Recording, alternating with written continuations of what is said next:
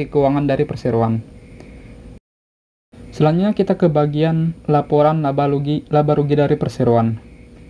Jika kita lihat dari pendapatannya terlebih dahulu, ini dalam 3 tahun terakhir perseroan selalu meningkatkan pendapatan bersih perseroan.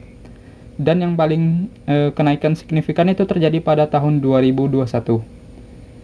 Dan sebanyak 81,88% ini pendapatan bersih ini disebabkan oleh jasa pertambangan yang dilakukan oleh perseroan. Dan perlu diketahui juga bahwa pendapatan bersih ini yang menyebabkan itu meningkat signifikan itu sebanyak 82% itu disebabkan oleh adanya kerjasama dengan PT Masimpu Dale yang dilakukan oleh perseroan. Kemudian untuk jumlah laba bersih tahun berjalannya, ini perseroan juga konsisten meningkatkan laba bersih dari tahun ke tahun, dan ini juga sejalan dengan pendapatan perseroan yang meningkat tadi.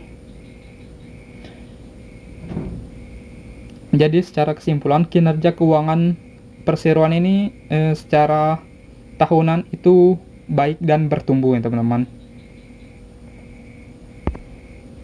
Dan berikut merupakan chart dari laporan laba rugi perseroan.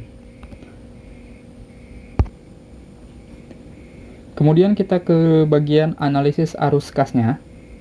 Ini saya melakukan analisis simpel saja. Untuk tahun 2019-nya, pada kas yang digunakan untuk aktivitas operasi itu hasilnya positif. Kemudian untuk investasi itu negatif, dan untuk pendanaan itu positif. Begitu juga pada tahun 2020-nya sama juga, positif, negatif, dan positif. Artinya, ini perusahaan telah berjalan dengan baik dan sedang melakukan ekspansi. Namun, perusahaan itu masih butuh pendanaan untuk melakukan hal tersebut. Kemudian untuk tahun 2021-nya, ini kas dari aktivitas operasi perseroan itu negatif. Kemudian kas dari aktivitas investasi juga bersifat negatif, dan yang terakhir itu kas yang diperoleh dari aktivitas pendanaan itu positif. Ini artinya jika perseroan dalam kondisi ini secara terus-menerus, maka perseroan akan terancam gagal bayar hutang. Karena di sini jika kita lihat aktivitas yang digunakan, kas yang digunakan untuk aktivitas investasi perseroan itu sangat besar. Jika tidak ada kas yang diperoleh dari pendanaan, maka hal tersebut dapat berdampak buruk bagi perseroan. Selanjutnya kita ke valuasi dari perseroan, PER dan PBV. Ini tanpa dihitung pun menurut saya sudah dapat diketahui bahwa valuasi dari perseroan ini sudah sangat mahal ya teman-teman. Untuk tahun 2020-nya PER dari perseroan itu berjumlah senilai 2.578,4 kali. Kemudian untuk PBV-nya itu 1.495,6 kali. Kemudian setelah IPO atau untuk tahun 2021-nya, PER dari perseroan itu senilai 57,1 kali dan PBV-nya itu 63 kali. Valuasi ini sudah tergolong mahal ya, sangat mahal bahkan untuk perusahaan-perusahaan IPO menurut saya pribadi. Selanjutnya ke bagian kesimpulan.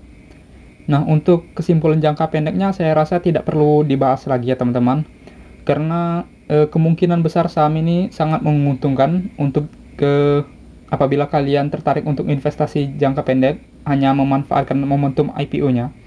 Karena hal tersebut disebabkan karena warannya yang diberikan oleh perseroan. Misalkan ini ya, harga sahamnya nanti itu ditetapkan di harga 132 per lembarnya. Kemudian di hari pertamanya itu saham perseroan mengalami ARB, sehingga menyebabkan harga sahamnya jatuh ke harga 123. Harga saham awal tadi dikurang 123 itu minus 9 rupiah per lembarnya. Artinya kalian mengalami rugi 9 rupiah per lembarnya. Tetapi kalian akan mendapatkan keuntungan dari hasil penjualan warannya. Yaitu misalnya waran kalian itu terjual di harga 2 rupiah misalnya. Dan harga Rp2 ini menurut saya sangat jarang terjadi ya teman-teman, bahkan belum pernah terjadi di hari pertamanya listing.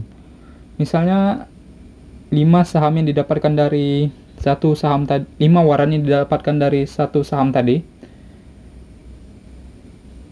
itu dikali 2 sama dengan 10 ya teman-teman. Nah, jika kerugian Rp9 tadi ditambah dengan keuntungan Rp10 dari hasil penjualan warannya, itu kalian masih dapat keuntungan sebanyak Rp1 per lembarnya. Artinya kalian tidak perlu risau lah untuk memikirkan apakah sahamnya ini akan merugi atau enggak. Yang artinya untuk jangka pendek saham ini sangat menguntungkan. Sedangkan untuk investasi jangka panjang, untuk sekitar 6 bulan sampai dengan 1 tahun ke depan, menurut saya saham ini juga cukup menarik ya teman-teman. Setidaknya ada 2 hal yang membuat saya tertarik untuk investasi jangka panjang. Yang pertama itu dikarenakan harga tebus warannya, yaitu Rp500 per lembarnya, sehingga berpotensi meraup dana sebanyak 2,3 triliun. Sehingga sangat disayangkan apabila perseroan tidak berniat untuk menjaga sahamnya di atas harga tebus warannya. Kemudian yang kedua, yaitu dikarenakan jenis industri perseroan yang bergerak di jasa pertambangan nikel. Yang pertama, yang mana kita ketahui bahwa saat ini isu-isu mengenai mobil listrik, baterai yang membutuhkan nikel. Sehingga nantinya apabila ini benar-benar terjadi ke depannya, maka secara tidak langsung harusnya perseroan juga terkena dampak positifnya. Oke teman-teman, mungkin ini saja yang dapat saya sampaikan. Tetap ingat bahwa hal ini merupakan pendapat pribadi saya, bukan merupakan ajakan untuk membeli atau tidak membeli sahamnya. Terima kasih telah menonton, sampai jumpa di video saya selanjutnya.